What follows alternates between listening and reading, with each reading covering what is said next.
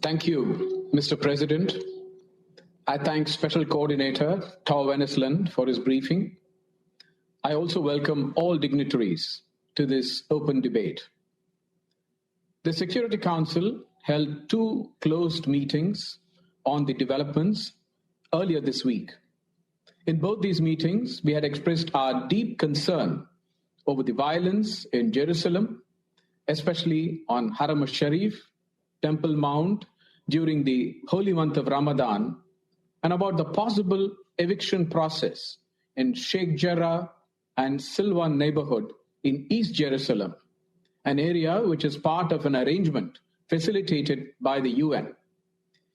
We had also expressed our apprehension at the spread of violence to other parts of West Bank and Gaza.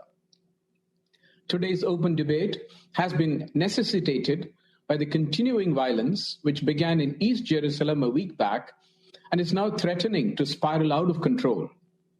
The events of the last several days have resulted in a sharp deterioration of the security situation. The indiscriminate rocket firings from Gaza targeting the civilian population in Israel, which we condemn, and the retaliatory strikes into Gaza have caused immense suffering and resulted in deaths, including women and children. India has also lost one of her nationals living in Israel in this rocket fire, a caregiver in Ashkelon. We deeply mourn her demise, along with all other civilians who have lost their lives in the current cycle of violence.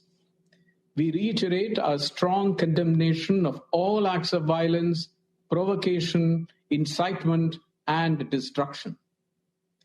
Immediate de-escalation is the need of the hour, so as to arrest any further slide towards the brink.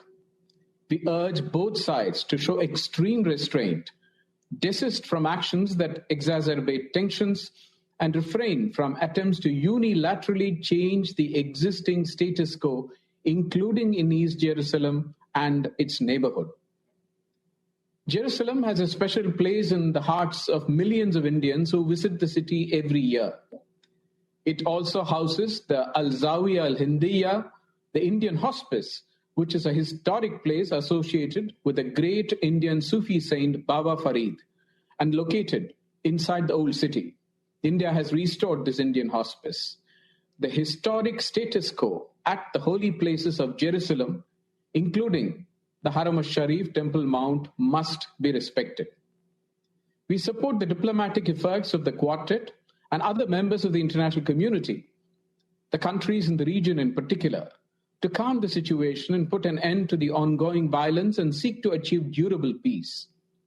These incidents have once again underscored the need for immediate resumption of dialogue between Israel and Palestinian authorities. The absence of direct and meaningful negotiations between the parties is widening the trust deficit between the parties. This will only increase the chances for similar escalation in the future. We believe that every effort should be made to create conducive conditions for resumption of talks between Israel and Palestine. In conclusion, I reiterate India's strong support to the just Palestinian cause and its unwavering commitment to the two-state solution.